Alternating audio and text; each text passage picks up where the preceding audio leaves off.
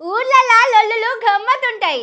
ఇంటి ముంగటున్న జామ చెట్టియో నిమ్మ చెట్టియో కాయలు మాయమైనా ఎవరన్నా మన దొడ్లకొచ్చి పెండేసుకపోయినా ఎట్లుంటది? పెద్ద లొల్లే అవుతుంది. దొంగలు ఎవరో తెలవనప్పుడు ఏం చేస్తారు? చెట్టు మీదనో పుట్ట మీదనో పెట్టి తిడతారు. నిన్న అసెంబ్లీలో కూడా అసొంటిదే అయిందట. నిప్పును ముళ్ళగడితే ముళ్ళగట్టిన బట్టను కాల్చి బయటికి వస్తుంది. మన మంత్రి పొన్నం సారు కూడా నిన్న అసెంబ్లీలో అదే పని చేసిండని అందరూ మాట్లాడుకుంటున్నారు. ఇంతకీ సారు ఏమన్నాడు అనుకుంటున్నారా? ఇగో మీరే చూడుండ్రి. పార్టీ మారో తెలంగాణ వ్యతిరేకంగా పనిచేసో దొంగతనంగా కోర్టయో ఒక పార్టీ నుంచి పోటీ చేసే అభ్యర్థిని ఓడగొట్టడానికి ఆ పార్టీ అంతా పైసలు తెచ్చుకున్నటువంటి క్యారెక్టర్ కాదు నాది అధ్యక్ష. ఇవాళ ధైర్యం ఉంది. కాంగ్రెస్ అణిచివేస్తే కూడా కాంగ్రెస్ కొట్టాడుతున్నాం అధ్యక్ష. చూసిండ్రు కదా సారు గొప్పతనం ఏందో సారే చెప్పుకున్నాడు. ఈడి దాకా మంచిగానే ఉన్నది కానీ సారు ఎవలను అన్నాడు అనేది సమజైతలేదు. పాడి కౌశిక్ రెడ్డి సారు మీద మాట్లాడుకుంటే ఈ మాటలు అన్నాడు.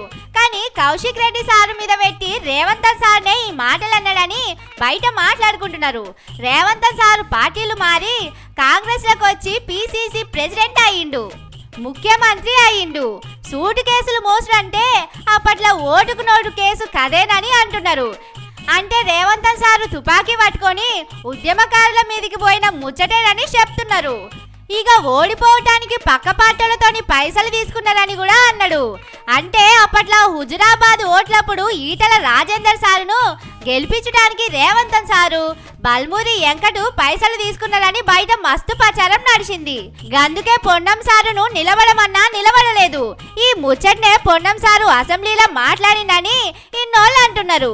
ఇక కాంగ్రెస్ లా కిందికి దొక్కుతున్నా గాని సారు గట్టిగా నిలబడ్డాడట. అంటే ముఖ్యమంత్రి కావాల్సిన పొన్నం సారును మంత్రి కాడనే ఆపేసిందని ఈ తొక్కేసుడు ముచ్చట అదేనని అంటున్నారు. కానీ పొన్నం సారు తెలివి పోండ్రి ఒక్క దెబ్బకు రెండు పిట్టలు అన్నట్టే చేసిండు. కౌశిక్ రెడ్డి సార్కు ఏమో గాని కాంగ్రెస్ లో ఉన్న చాలా మందికి ఏర్పడకుండా గట్టిగా సురుకులు పెట్టినని మాట్లాడుకుంటున్నారు.